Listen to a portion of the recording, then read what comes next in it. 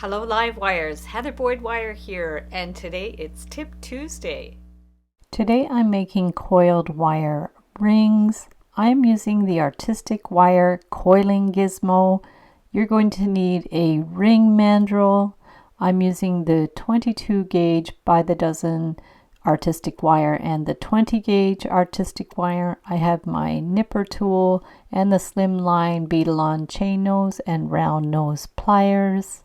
This is the coiling gizmo. We are going to use the smallest stick that goes with the coiling gizmo. I just set it up on a wooden block and we're going to put in the stick the smallest size, and we're working right from the roll of the 22 gauge artistic wire. We're just going to go right from the roll so we don't have to measure it, and we are going to coil it around into a nice tight coil.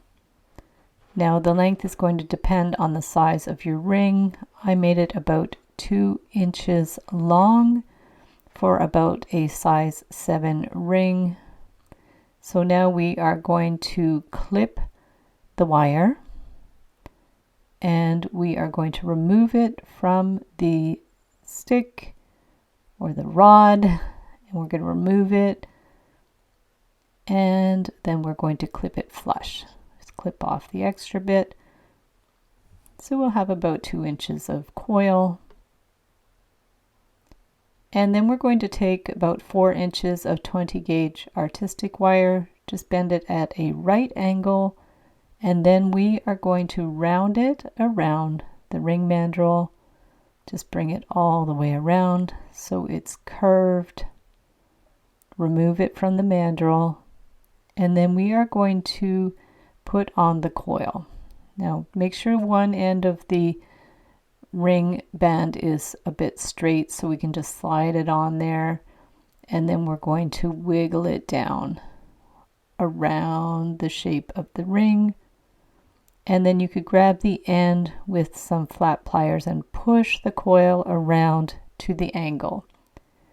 Then we can put it back on the mandrel. Just squeeze it in a little bit, and we have to attach the ends. So we're just going to bring the wire around and then finish bringing the wire around off the mandrel so it can be nice and snug. Leave a little bit of slack so we can clip the ends of the wire, and they'll just sit in between the coil there. So we're just going to twist one end around, and then we're going to cut it flush. This is the Beadalon nipper tool. You can use flush cutters. Remove the end, and then with the chain nose pliers we're just going to pinch in that little pokey end. Just pinch it in, and then we need to finish the other end. So we're just going to bend it around and just bring it right down to finish it off. So it just curved around the other wire. Push it in. Pinch it in a little bit with the chain nose pliers. Give it a good little tug so it's snug, and then cut it with the nipper tool or the flush cutters. And then get the chain nose pliers and push in that little pokey end so it's not scratchy at all. Just sits right in between the coil. And then put it on the ring mandrel to make it nice and round. Push it with your thumbs. Make sure it's nicely finished, and there is your coiled ring. Super easy.